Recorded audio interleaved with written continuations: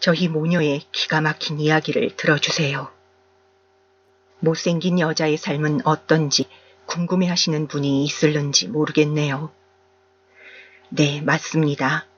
아무래도 저의 기막힌 사연을 소개하자면 제 외모에 대한 이야기를 안 할 수가 없어요. 저는 어렸을 때부터 동네에서 소문난 박색이었습니다.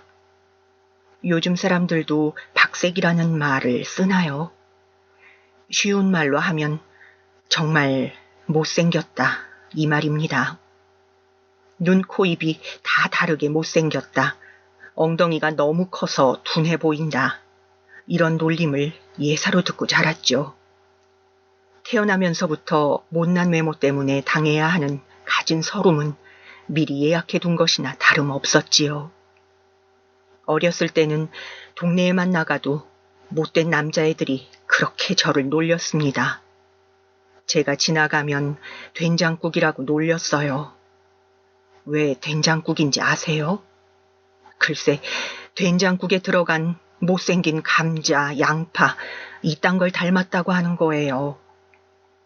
그나마 다행인 것은 제가 부유한 집에 막내딸로 태어났다는 것입니다. 고슴도치도 제 자식은 예쁘다는 말이 맞는지 아버지는 막내딸을 그저 깜찍하고 예쁘게 대했습니다.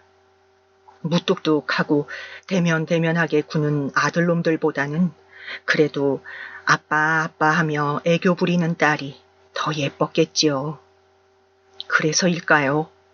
저는 학교 들어가기 전까지만 해도 제가 못생겼다는 게 그리 서럽지 않았어요. 아버지 사랑만큼은 듬뿍 받고 자랐거든요. 밥을 먹어도 아버지 무릎에 앉아 먹고 어딜 가서 구경을 해도 아버지 무등을 타서 좋은 것만 눈에 담았지요. 오빠들도 퍽 저를 예뻐해 주었습니다. 엄마는 그런 저를 두고 눈을 흘기며 얘기하곤 했습니다. 안 그래도 못생긴 딸이 네 아버지가 하도 안고 다니는 바람에 더 굽어버렸구나. 여자애가 치마도 못 입혀서 어디에 쓰겠니?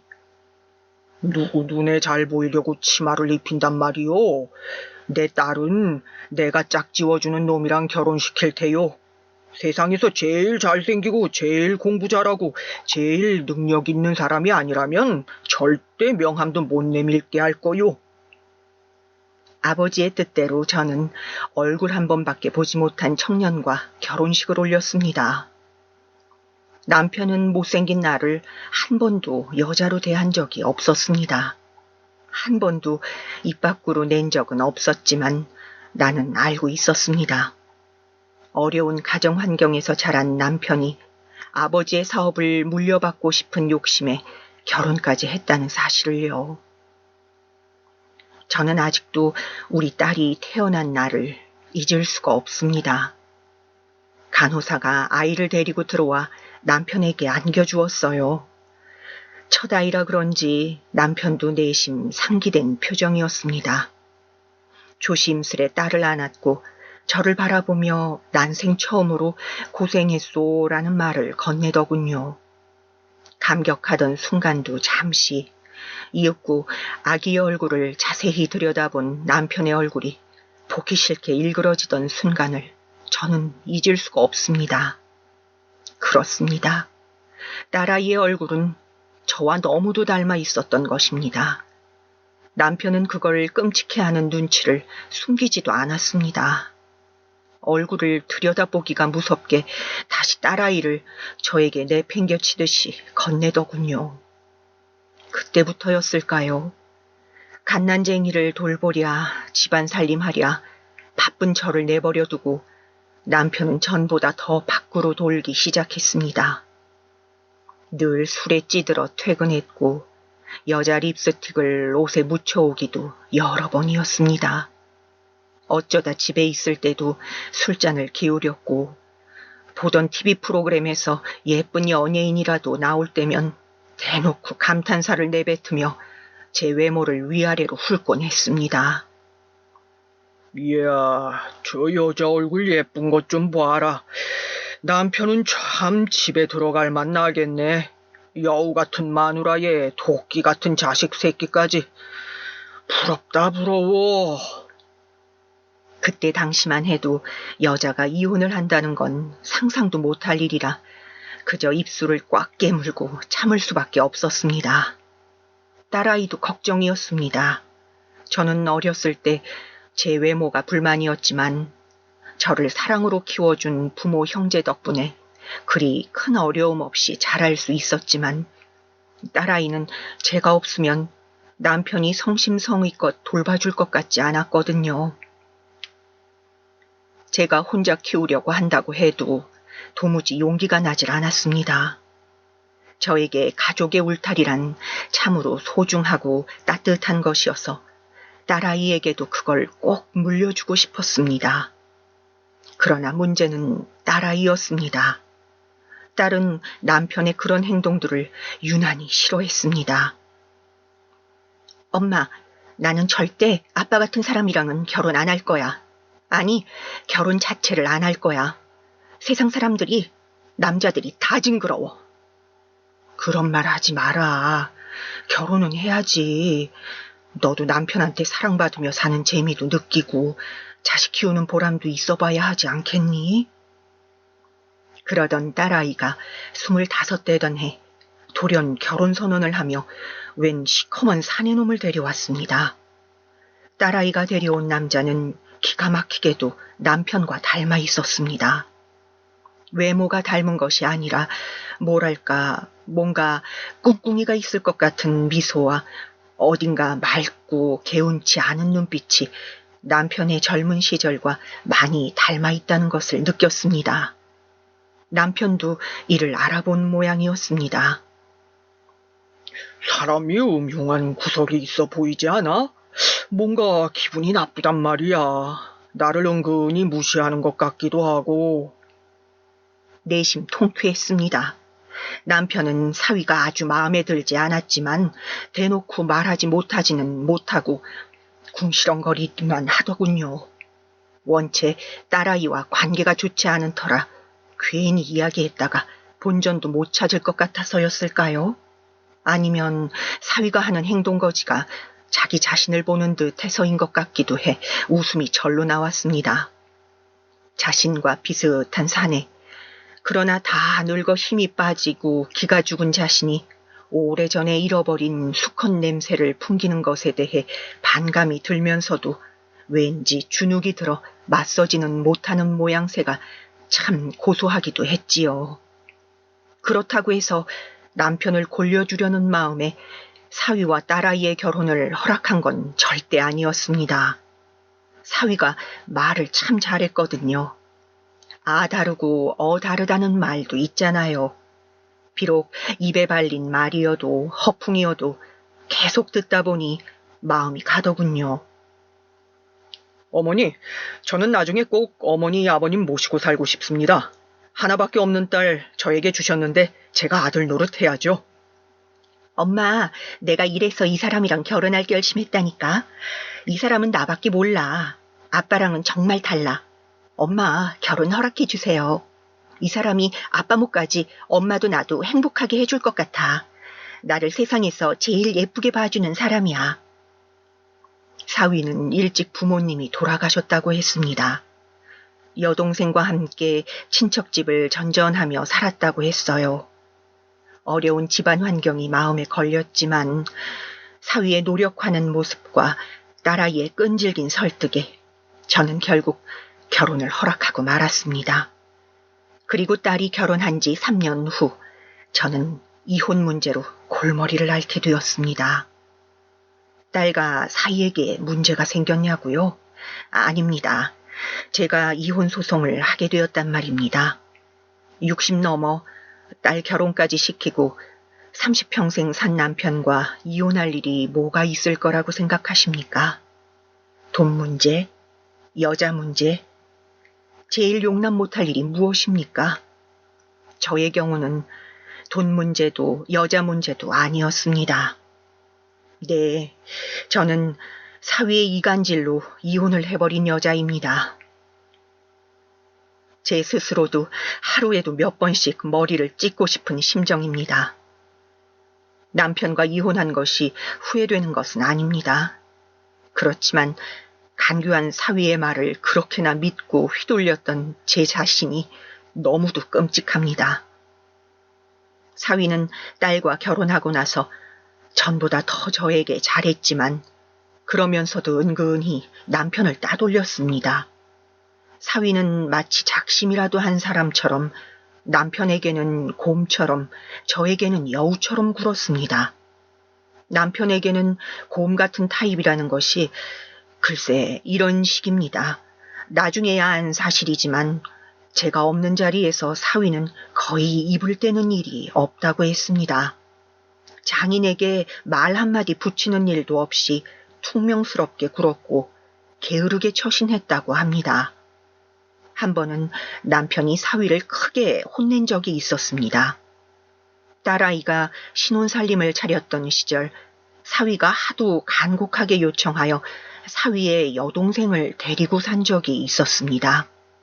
어렸을 때부터 둘만 의지하고 살았는데 결혼했다고 당장 혼자 살아야 한다는 것이 너무 가여워 잠시만이라도 데리고 있고 싶다고 해서요. 세상이 흉흉하기도 해서 딸아이도 기꺼이 찬성한 모양이었죠. 그런데 남편이 가만히 보니 사위가 유독 여동생 앞에서 딸아이를 부려먹는 일이 많더라는 겁니다. 여동생과 먹게 무슨 음식을 해달라, 내 양말은 어디 있냐, 내 동생 방청소는 왜 안 해주는 거냐, 이런 식으로 말입니다. 남편은 장인 앞에서 대놓고 딸을 부려대는 사위가 어디가 예쁘겠습니까? 본인은 저를 그렇게 대했어도 남이 제 가족에게 그러는 것은 싫은 법인가 봅니다. 남편은 작심하고 사위를 불러다 앉혀 잔소리를 하는 일이 늘었습니다. 아내가 남편을 왕처럼 대해줄 것으로 기대하지 마라. 세상이 달라졌지 않은가? 여자도 남자 못지않게 배우고 일하고 버는 세상이다. 아내로서 대접과 사랑을 받지 못한다면 굳이 결혼에 얽매여 있을 여자는 없다. 나 역시도 딸이 그렇게 살기를 바라지 않는다. 거기에 악을 쓰고 바락바락 대드는 건 딸이었습니다. 아빠가 그런 말할 자격이나 있어요? 아빠는 엄마를 어떻게 대했는데요? 아빠는 엄마를 불행하게 한 것만으로도 모자라서 멀쩡히 결혼해서 잘 살고 있는 나를 왜 이혼을 못 시켜서 안달이에요? 이 사람이 뭘 그렇게 잘못했다고? 원래 부부란 게 그런 거예요. 아빠가 엄마한테 희생을 한 일이 하나도 없어서 모르겠지만 서로에게 희생도 하고 그러면서 사는 거라고요. 남편은 딸 자식이 남자에 미쳐서 아빠에게 대든다고 딸에게 손까지 댔고 딸은 아예 남편을 안 보겠다 선언해버렸습니다. 저조차도 남편이 오바스럽게 군다고 생각했습니다. 언제부터 딸을 그렇게 끔찍히 여겼다고 자식이 결혼해서 자기만 잘 살면 됐지 자기한테 뭘 더 하기를 바라나 하는 생각뿐이었죠. 앞서 얘기했던가요? 사위가 참 저에게는 여우처럼 간살맞게 굴더라고요. 그래서 남편의 이야기가 100% 사실이라기보다는 미운 마음이 허풍으로 반영된 점도 있다고 생각했습니다. 실로 사위에게 자초지종을 따지면 저에게는 넙죽 엎드려 이렇게 빌었습니다. 장모님 죄송합니다. 제 딴에는 가족이 생긴 것이 너무 기뻐서 감히 아내에게 이런저런 대접을 받고 싶었나 봅니다. 하나뿐인 여동생에게도 잘 사는 오빠 모습을 보여주고 싶기도 했고 곧 나가야 될 텐데 나갈 때만이라도 따뜻한 대접을 받기를 바랐던 것 같습니다. 죄송합니다. 장모님께 정말 면목이 없습니다. 이렇게 불쌍히 굴며 간곡히 용서를 구하는데 딸이 도리어 이것저것 못해주어 안달이라는데 제가 뭘 더 이상 어떻게 할 수가 있었겠습니까? 사위는 저와 외출하는 것도 무척 좋아했습니다. 지금 따지고 보면 같이 가는 곳이라곤 제가 은행에 볼 일이 있을 때나 세입자를 만날 일이 있을 때 주로 따라 나섰던 것 같기는 합니다. 그때는 몰랐죠. 때로는 제 기사 노릇을 한다는 핑계로 사위는 은근슬쩍 제가 가진 재산이 얼마쯤 되는지 가늠하는 모양이었습니다. 그땐 그 모습이 퍽 귀엽기도 했습니다. 도리어 넌지시 제 부를 과시하기도 했어요. 그래야 처가나 제 딸에게 더 잘하겠거니 하는 마음도 있었던 것 같기도 합니다. 그렇게 사위는 시장에 가면 짐도 들어주고 저에게 팔짱을 끼며 애교스럽게 굴고 시장 상인들에게 말을 붙이거나 했습니다. 과일 가게 같은 곳에 가면 이런 식입니다. 안녕하세요. 요새 무슨 과일이 철이에요? 요새 체리가 맛있지. 체리가 여자한테도 좋아요. 그럼 그것 1kg만 주세요. 요새 체리가 워낙 비싸야죠. 덮어놓고 1kg씩이나 비싼 과일을 덥석 사는 사위를 만류하면 사위는 이렇게 얘기하더군요. 여자한테 좋다잖아요. 무조건 드셔야지. 그리고 장모님은 앞으로 좋은 것만 드셔야 해요. 못생긴 것, 맛없는 것 드시지 말고 뭐든 최상급으로다가 맛난 것만 드셔야지. 어머, 사모님 진짜 좋으시겠다. 사위가 왜 이렇게 잘해요? 비결이 뭐예요? 그러던 어느 날 사고가 터졌습니다. 글쎄, 남편이 유치장에 갇혔다고 연락이 온 거예요. 죄명이 뭐냐고요? 그놈의 술이 문제였죠. 남편은 점점 소외되는 자신의 처지가 참으로 서운했던 모양입니다. 생판 남인 사위가, 그러니까 굴러들어온 돌이 박힌 돌을 빼낸다고 생각을 한 거예요. 사위가 얼마나 얄미웠을까요? 딸도 사위 편, 마누라도 사위 편. 내 말을 들어주는 이는 하나도 없고 어디 하소연할 데도 없고 억울하고 서러웠던 모양입니다. 그날도 자주 가는 노포에 가서 소주를 연거푸 들이켰고 점점 혀가 꼬이면서도 허공에 대고 거친 욕을 늘어놓는 남편을 가게 주인은 집에 보내려고 했다고 합니다. 사장님, 이제 슬슬 집에 가셔야지요. 사장님한테는 이제 이 소주까지만 마지막으로 팔고 안 팔래. 당신도 지금 나를 무시하는 거야? 세상이 왜 이래? 그러자 남편은 고래고래 소리를 지르며 삿대질을 해가며 가게 주인한테 덤벼들었고 마침 퇴근하고 들른 가게 주인집 아들이 남편을 흠씬 패줬다고 해요. 그냥 두들겨 맞았으면 남편은 유치장에 갇히지도 않았겠죠. 남편도 맞고만 있을 성민은 아니라 소주병을 깨서 누굴 찌르니 많이 하면서 가게 사장을 위협한 게 문제가 된 모양이더라고요. 게다가 신고를 받고 경찰이 출동했는데 이번에는 경찰에게도 욕설과 협박을 했다나요? 요새는 법이 바뀌어서 경찰이 공권력에 대한 도전이다 뭐다 하고 경찰이 남편을 유치장에 가둬버린 겁니다. 저도 이번에 알게 된 건데 그냥 상해죄로 유치장에 갇히는 것보다 경찰에게 대들어서 유치장에 갇히는 게 더욱 죄가 가중되고 벌금도 세더라고요.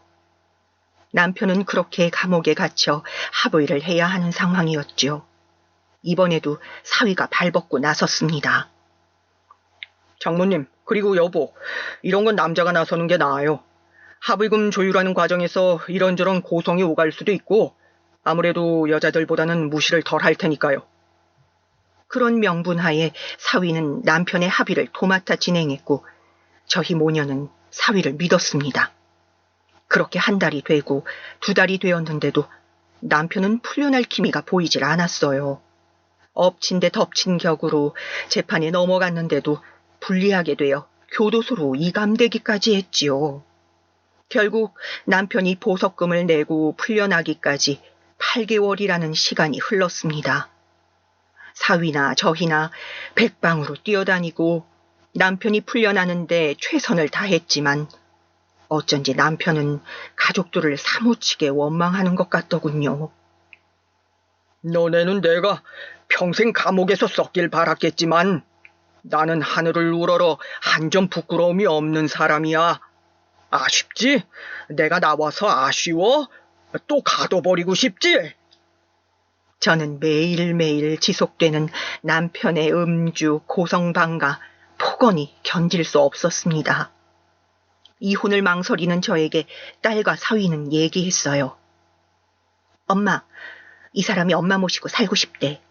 결혼 전부터 늘 하던 얘기잖아. 그러자 엄마, 엄마는 애들 봐주고 그러면서 같이 지내면 되잖아. 결국 저는 결심했습니다. 남편과 이혼하기로요. 저는 그래도 남편이 걱정되는 마음에 재산이라도 좀 떼주고 싶었지만 딸과 사위가 많이 만류했습니다.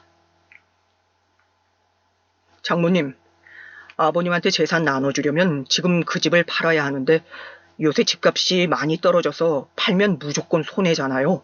그냥 가지고 계시다가 적절할 때 봐서 파는 게 더 이득이에요.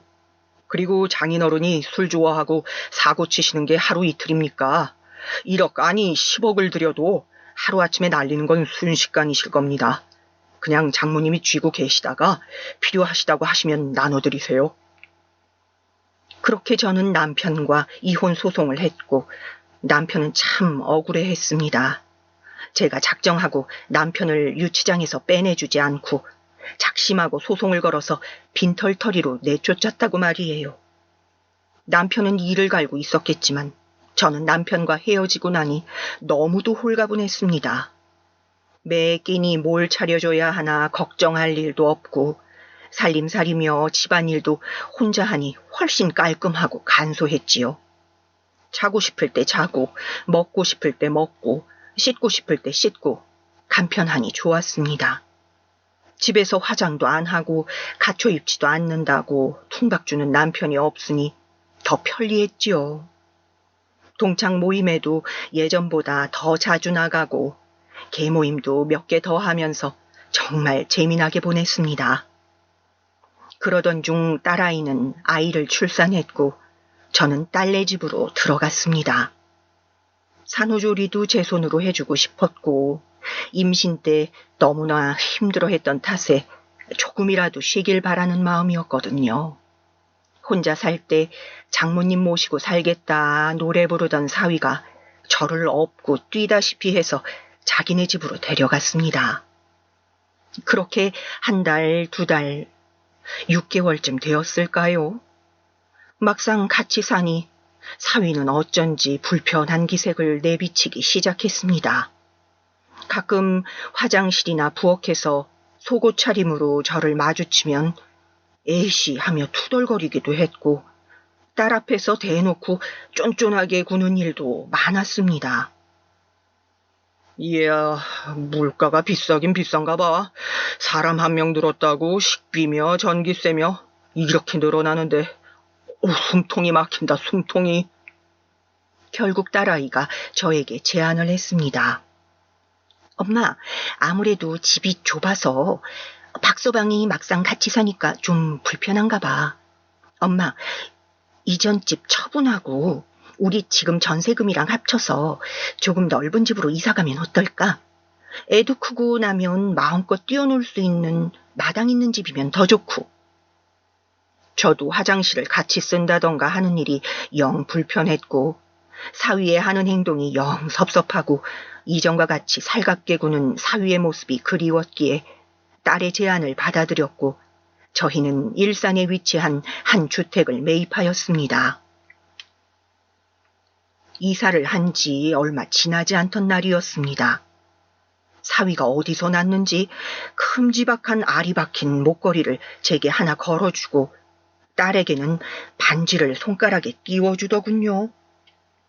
저희 모녀는 참 감동했습니다. 여보, 정말 예쁘다. 고마워. 오늘 무슨 날이야? 꼭 무슨 날이어야 선물을 하나.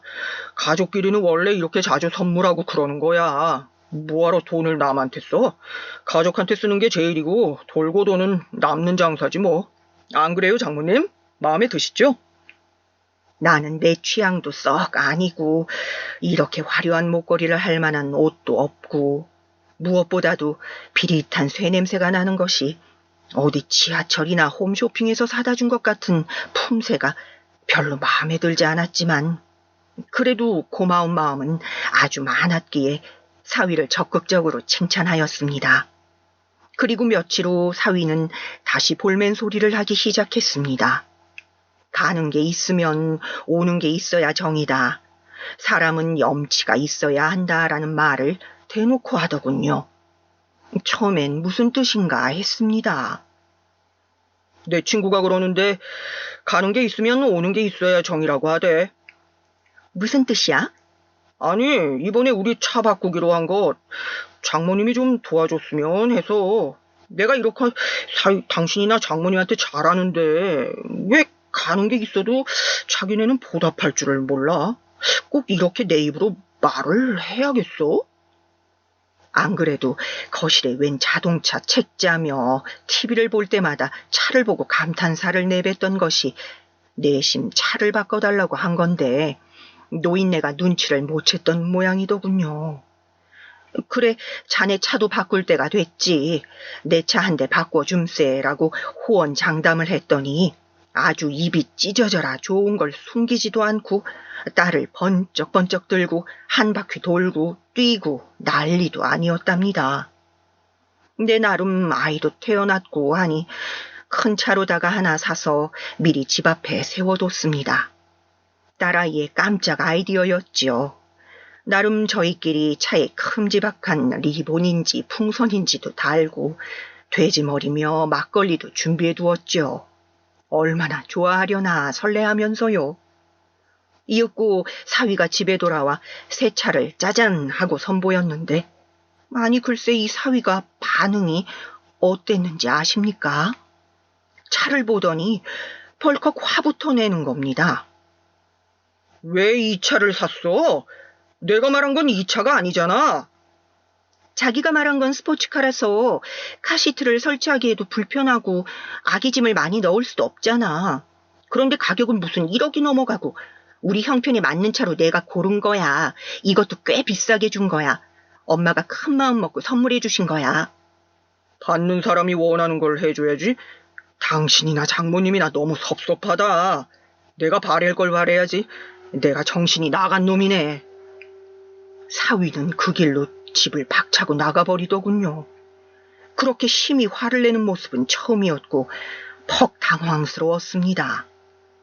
그 이후로 사위는 노골적으로 돈 요구를 하기 시작했습니다. 그러지 않고서야 본인이 원하는 걸 얻지 못한다고 생각했겠지요. 그 무렵 사위는 장사를 시작했습니다. 회사를 다녀서는 월급만으로는 애를 키우기도 저를 부양하기도 벅차다는 겁니다. 이해했습니다. 딸린 식구는 넷인데 벌어오는 사람이 하나이니 불안하기도 하고 그랬겠죠. 이번에도 저는 큰 돈 들여 사위 가게를 차려줬습니다. 처음에 도전한 건 골프용품 판매점. 때마침 골프에 취미를 붙인 사위가 골프용품이 꽤 고가인데다가 마진율도 높다며 호기롭게 차린 가게였습니다. 장모님, 골프 가게를 한번 차려볼까 합니다. 글쎄 요즘에 TV만 틀면 골프가 나오잖아요. 영화 배우는 당연하고 개그맨들도 골프를 그렇게 치러 다녀요. 아, 그리고 또 요새 젊은 사람들이 골프에 그렇게 돈을 쓴다네요. 20대 젊은 친구들도 그냥 옷이며 장비며 끊임없이 사들인다는데 이게 돈 되는 장사 아니겠습니까? 사위의 호언장담이 무색하게 차린 지 반년도 안 되어 가게는 망해버렸습니다. 그도 그럴 것이 사장이 가게에 붙어있질 않으니 가게가 잘 될 턱이 없었죠. 사장이 직접 제품을 써봐야 한다나 뭐라나 만날 첫날 공짜로 가게 물품을 가지고 골프장에 가 있는 바람에 가게는 아르바이트생인지 직원인지가 농땡이를 부리고 앉아 있으니 장사가 될 리가 있었겠습니까? 그놈의 골프인지 공놀이인지도 꼭 4명이 짝을 맞춰서 다니는데 남자 둘, 여자 둘 이렇게 꼭 짝을 맞춰서 다니더군요. 장사가 망했다고 보증금이며 다 털어먹고 정리한다는데 오히려 잘됐다 싶기도 했습니다. 이쯤 했으면 다시 회사로 돌아가면 좋으련만 이번에는 큰 음식점을 하나 시작했습니다. 요새 맛집이란 게요. 자리만 잘 잡으면 어디 첩첩산중에 있어도 사람들이 찾아옵니다. 커피 한 잔 먹으려고 바위를 타는 시대라니까요. 저희 집사람 손맛 있겠다. 저 서글서글하니 손님 응대 잘하겠다. 예로부터 우리나라는 음식 장사가 남는 장사라던데 제가 그걸 깜빡했나 봅니다. 장모님, 이번에는 정말 한 번만 더 기회를 주십시오. 음식 장사란 게 얼마나 중노동인가요? 꼭 두새벽부터 재료 손질하랴, 손님 응대하랴, 치우랴, 닦으랴, 주말에 쉬는 날이나 있는 장사냐고요. 사위는 장사에 재미 좀 붙이는가 싶더니 힘든 일은 기가 막히게 내빼기 시작했습니다. 꼭 바쁜 점심 저녁 시간에 볼 일이 있다며 나가질 않나. 안 그래도 바쁜 시간에 친구들이며 친지들이며 불러서 술판을 벌이는 통에 딸과 제가 아주 죽겠더군요. 요즘 세상에는 직원들 눈치를 보는 것도 일인데 직원들과도 트러블이 참 많았습니다. 일 잘하는 직원, 바른 소리를 하는 직원은 기가 막히게 사위와 시비가 붙어 그만둬 버리더군요. 몫이 좋았던 것인지 나름 운이 따랐던 것인지 장사는 잘 됐습니다. 친구들이 그러더군요. 팔자 좋은 년은 못 따라간다더니 아무래도 제 사주는 돈귀신이 덕지덕지 붙은 사주라고요. 타고난 외모 덕은 아예 없었고 남편 복도 자식 복도 그럭저럭인데 돈복 하나는 기가 막히게 타고났다던가요.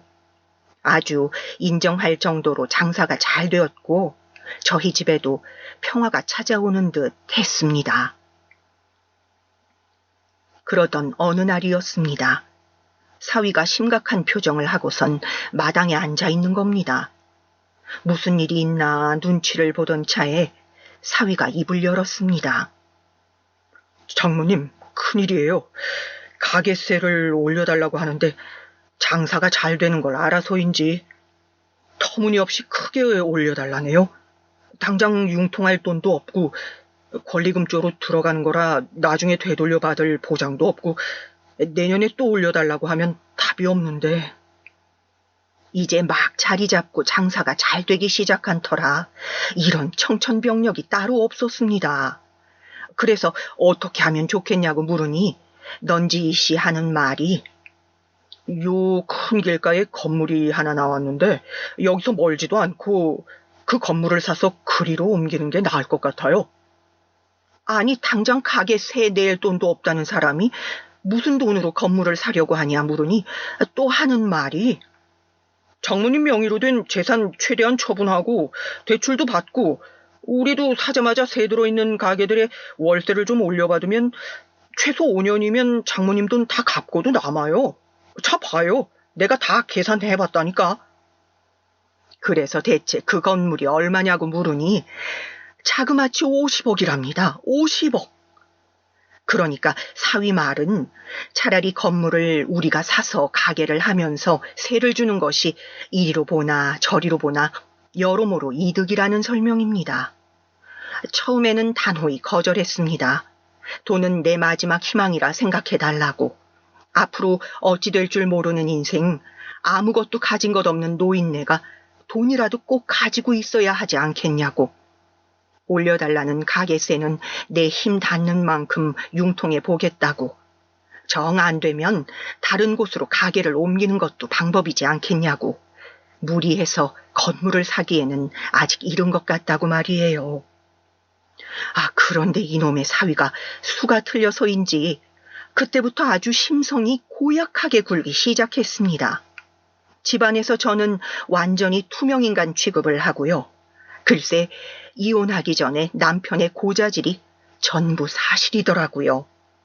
사위는 저희 딸을 기가 막히게 구박하기 시작하였습니다. 자기 동생까지 다시 집에 데려와 살게 하면서요. 언니, 내 속옷은 손빨래해야 되는데 이걸 세탁기에 넣었어요? 아가씨 미안해요. 빨래통에 있는 걸 같이 넣느라. 너무도 화가 나서 딸에게 따졌습니다. 왜 너가 네 집에서 저 여자 종노릇을 하고 있냐면서요. 그랬더니 딸아이가 제 아빠에게 했던 것처럼 저에게 마구 화를 내더군요. 엄마도 아빠랑 똑같아. 나는 엄마도 원망스러워. 엄마는 나를 왜 이렇게 못생기게 낳았어? 아니, 나 왜 결혼할 때 더 안 말렸어? 내 인생 책임져! 기가 막힐 노릇이었지만 뭐라 더 할 말도 없었습니다. 딸아이 말이 다 맞는 듯 했습니다. 못생긴 외모를 물려준 것도 내 탓, 딸아이의 결혼을 허락한 것도 내 탓, 사위가 건물을 산다고 할 때 돈을 해주지 않은 것도 내 탓, 모든 것이 내 탓인 것만 같았습니다. 딸 집에 같이 살면서 방 안에서 들려오는 딸 자식의 부부싸움 소리를 들으면 기분이 어떤지 아시나요? 정말 가시방석이 따로 없습니다. 우리 둘 다 저놈에게 힘으로는 못 당할 텐데 손찌검이라도 당하면 어쩌나. 아니, 저놈이 우리 딸에게 저런 막말을 하는데 그냥 내버려 둬야 하나. 이걸 쫓아가서 말리면 내 자식 편든다고 서운해하려나. 작은 싸움이 큰 싸움으로 번지는 것은 아닌가. 5만 가지 생각이 다 들더군요. 남편 때문에 가슴앓이 하는 게 얼마나 힘든지 제가 잘 알기에 딸아이가 더 이상 고통스러워하지 않았으면 하는 마음이 컸는데 결국 또 이렇게 되어버리고 말았습니다. 결국 저는 사위에게 돈을 또 해주고 말았습니다. 이번엔 몇십억에 달하는 돈이었습니다. 손이 벌벌 떨리더군요. 이게 내 전 재산일세 신신당부를 하고 또 했습니다. 저는 이제 빈털터리가 되었습니다. 그나마 있던 예금이며 부동산이며 다 팔아서 줘버렸습니다. 사위는 그 돈으로 건물을 샀습니다. 가게를 정리하고 새 건물로 으리으리하게 이사를 했지요. 어느 정도 가게가 정리되고 다시금 손님이 몰려들기 시작하자 사위가 변했습니다. 돈 주기 전까진 충성을 다한다던 사위가 돌변한 것입니다. 이 노친네야, 이젠 돈 한 푼도 없지? 원룸 하나 잡아줄 테니 거기서 살아. 어느 날 외출하고 돌아와 보니 이미 제 방은 몹시 헝클어져 있었고 당장 입을 옷가지가 엉망으로 봉투에 담겨 현관에 놓여져 있었습니다. 아니, 제 짐만 있던가요? 딸아이의 짐까지 같이 있더군요. 딸도 데려가서 못생긴 여자 2명이랑 사느라 내 얼마나 고생했는지. 잠시 머리가 멍해지는 듯 했습니다. 그러나 이윽고 피가 차갑게 식는 듯한 기분이 나더군요. 그거 아세요? 사람이 큰 일을 겪으면 오히려 차분해진답니다. 의기양양 허리춤에 손을 올리고선 사위에게 가방에서 서류를 하나 꺼내 들이밀었습니다. 이놈아, 내가 그럴 줄 알았다. 눈이 있으면 이거나 자세히 봐라. 서류를 보여주자 사위는 아주 개거품을 물고 난리가 났습니다. 돈이 없긴 왜 없어. 여기서 알몸으로 내쫓겨야 할 건 내가 아니라 네 놈이야. 제가 내민 건 사위 명의로 된 허름한 원룸 하나에 월세 계약서와 제 명의로 된 수백억짜리 집, 건물, 땅, 그리고 각종 재산 문서들이었습니다. 사위는 눈이 휘둥그레해졌습니다. 그도 그럴 것이 본인이 야금야금 빼먹고 있다고 생각했던 제 재산이 생각보다 규모가 엄청나게 컸던 것입니다. 이런 큰 재산을 눈앞에 두고 아등바등 푼돈이나 빼먹고 다 빼먹은 줄 알고 내버리려고 했던 것에 세상 큰 충격을 받은 모양이었습니다. 아니, 이게 다 어떻게 된 일이냐고요? 자초지종은 이렇습니다.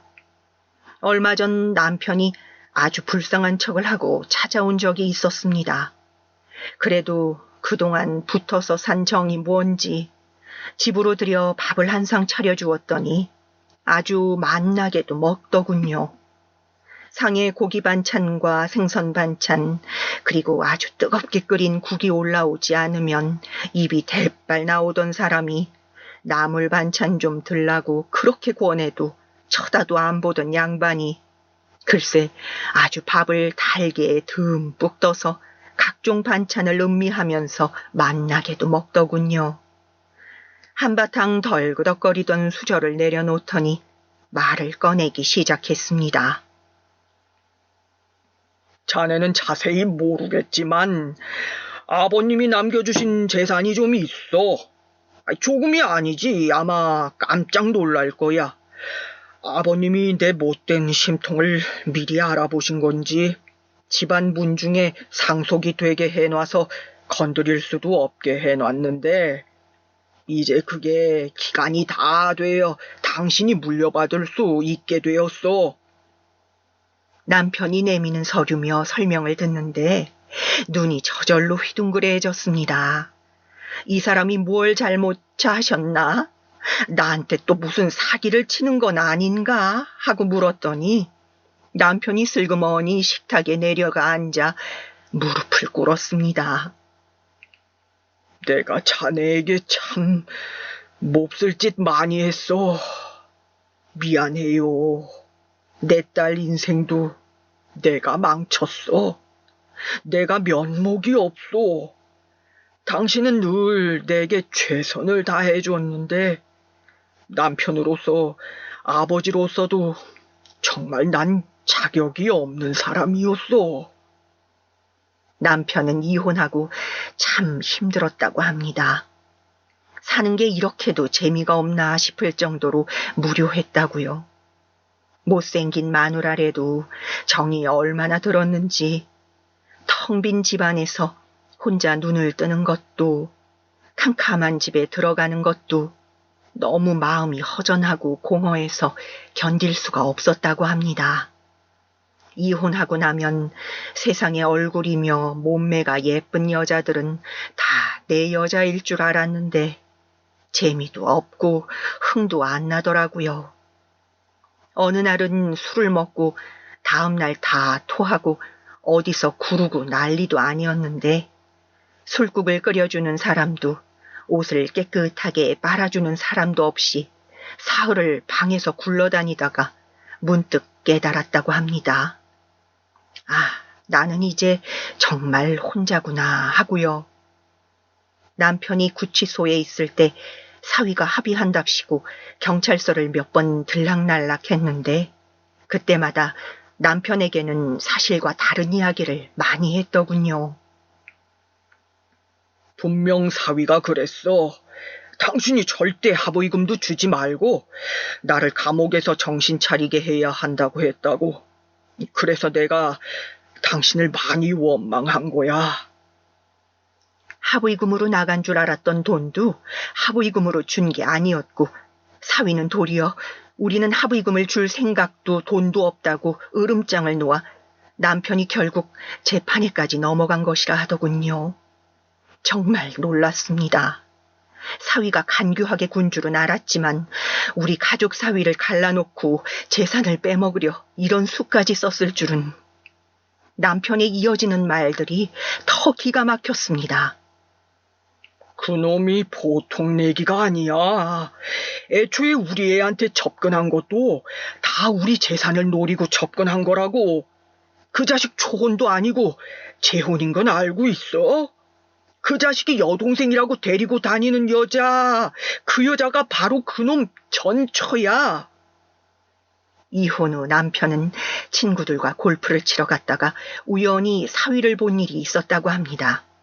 남자 둘, 여자 둘끼리 짝을 지어서 왔고 심상치 않은 분위기라 아주 눈여겨봤는데 아니나 다를까 사위는 한 여자와 아주 껴안고 스킨십을 하며 누가 봐도 애인 분위기를 풍기더랍니다.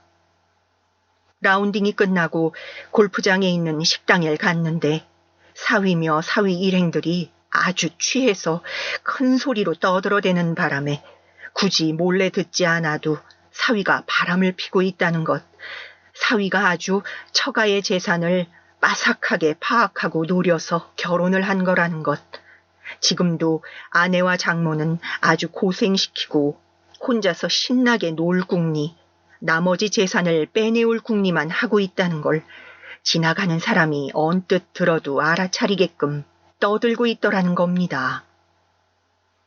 오빠, 이 오빠네가 돈이 그렇게 많다고? 아직 내 돈은 아닌데 곧 내 돈이지. 할망구 하나가 악착같이 쥐고 안 내놓는 바람에 내가 아직도 고생 좀 하고 있는데 거의 다 빼왔어. 마지막 땅덩어리만 팔아치우면 어디 하루만 원룸 한 채 얻어주고 쫓아내버릴 셈이야. 우리 오빠 진짜 나쁘지? 난 나쁜 남자한테 끌려서 탈이야. 왜 이래? 다 네가 짠 각본이잖아. 남편은 상황 파악을 마치는 대로 울그락불그락 화가 나서 집에 돌아왔는데 어딘가 이상하더랍니다. 암만 생각해봐도 사위와 붙어있던 여자가 참 낯이 익었던 겁니다. 목소리도 많이 들어본 목소리에 어디서 봤더라 생각하던 남편이 묘수를 냈습니다.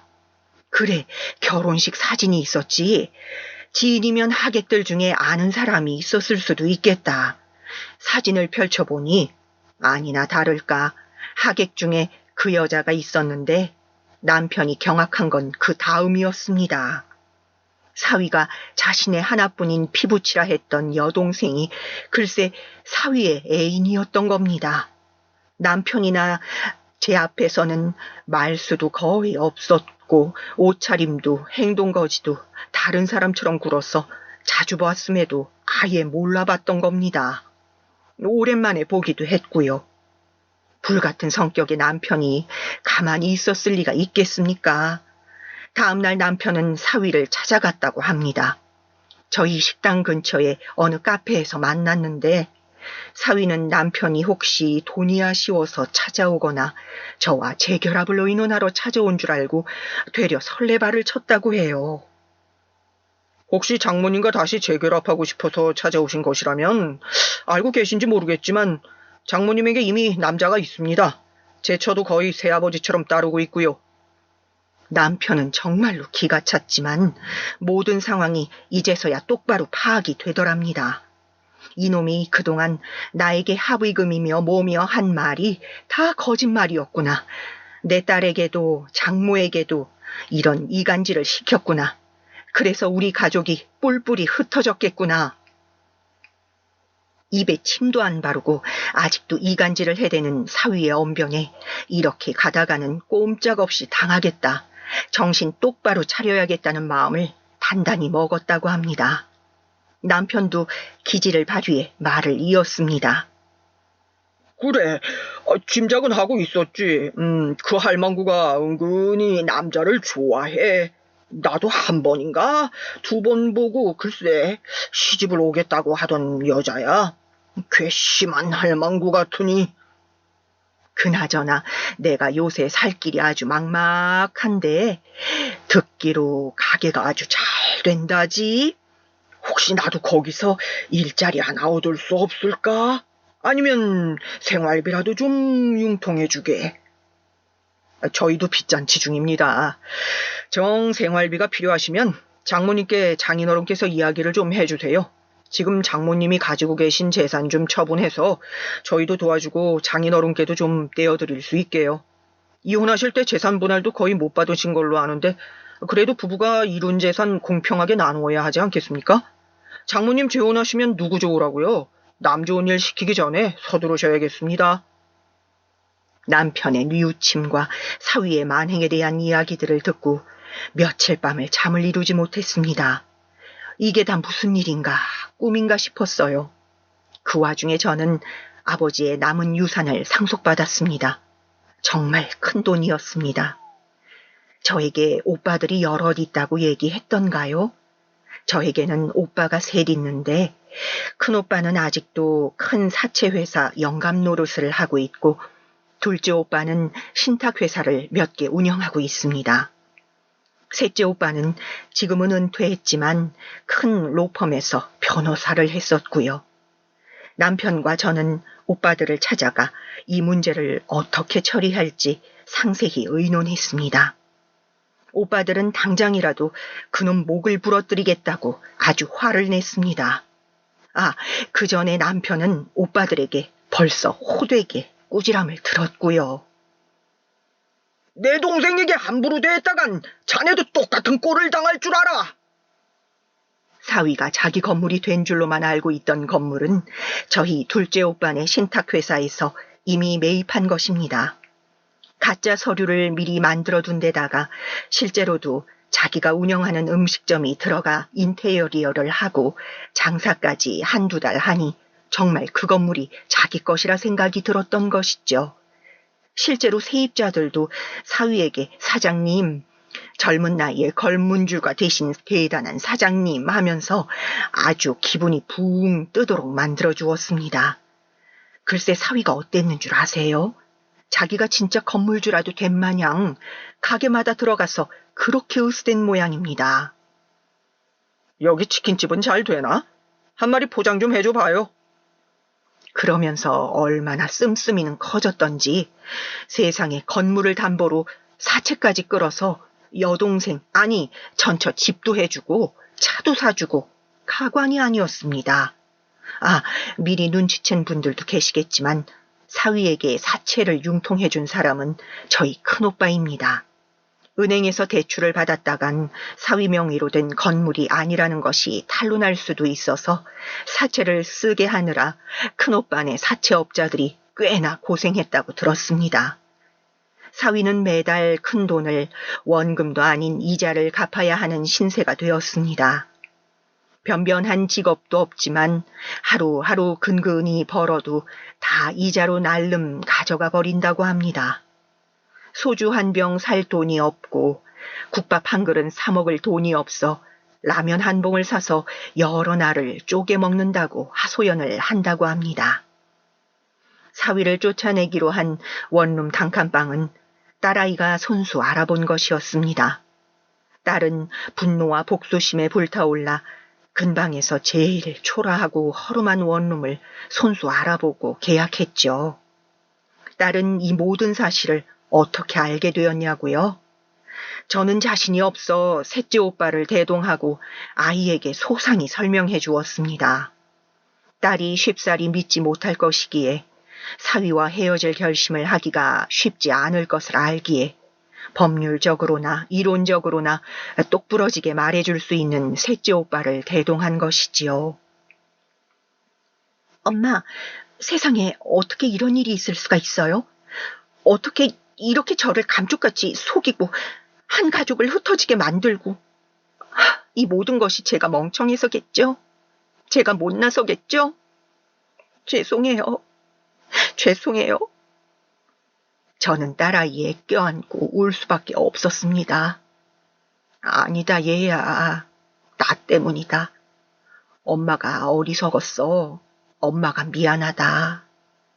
남편도 딸아이에게 진심으로 뉘우치고 사과를 건넸습니다.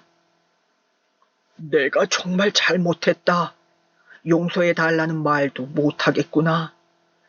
나는 아비로서도 네 엄마에게 남편으로서도 빵점짜리였어. 사위를 욕할 자격이나 있는지 모르겠구나. 그러나 하나는 약속하마. 평생 너희에게 사죄하는 마음으로, 갚아 나아가는 마음으로 곁에서 살겠다. 아직도 딸아이는 100% 남편을 용서한 것은 아닙니다. 그러나 미운 마음이 조금씩 누그러지고 있는 중입니다. 어찌되었거나 진실을 알게끔 발벗고 나섰던 건 남편이니까요. 사위는 자신 명의로 된 건물과 재산은 하나도 없다는 것을 서류를 통해 확인하고 갈 길이 날뛰었지만 어쩔 도리가 있나요? 딸에게 이혼당하고 월세 단칸방으로 쫓겨나고 말았습니다. 아, 그렇게 끔찍히 여기던 여동생, 아니 전처와 함께 말입니다. 그런데 그것 아십니까? 사위는 쫓겨난 지 얼마 지나지 않아 그렇게 끔찍이 여기던 여동생, 아니 전처에게 큰 배신을 당했다고 합니다. 자기가 보기에도 이제 별 볼 일 없어진 전 남편이 뭐가 예쁘겠습니까? 사위가 저와 제 딸아이에게 한 것과 똑같이 어느 날은 구박을, 어느 날을 잘해주기를 반복하며 사위 이름으로 꽤나 많은 빚을 더 지게 만든 모양이었습니다. 그리고 그나마 딸이 해준 허름한 원룸 단칸방 보증금도 빼서 몰래 도망가 버렸다지 뭡니까? 본인도 이판사판인지 몇 번 찾아와서 패악을 부린 적이 있긴 합니다만 큰오빠네 사채업자들이 겁을 좀 줬더니 이제는 얼씬도 못하는 것 같습니다. 요새는 이자를 갚느라 이리 뛰고 저리 뛰고 하는 바람에 그 잘생긴 얼굴이 정말 안 되게 바뀌었다고 하더라고요. 사위는 자신이 건물주가 된 줄 알고 으스대던 가게에 지금은 머리를 조아리며 드나듭니다. 왜냐고요? 사위는 울며 겨자 먹기로 당장 할 수 있는 일로 배달 일을 시작했는데 그 건물을 가게들에서 배달을 부를 때도 있나 보더라고요. 치킨 한 마리 포장해봐 하며 으스대던 이가 이제는 치킨 한 마리도 제 돈으로 못 사 먹고 남이 사 먹는 거나 갖다 주는 신세가 되었다 이 말입니다.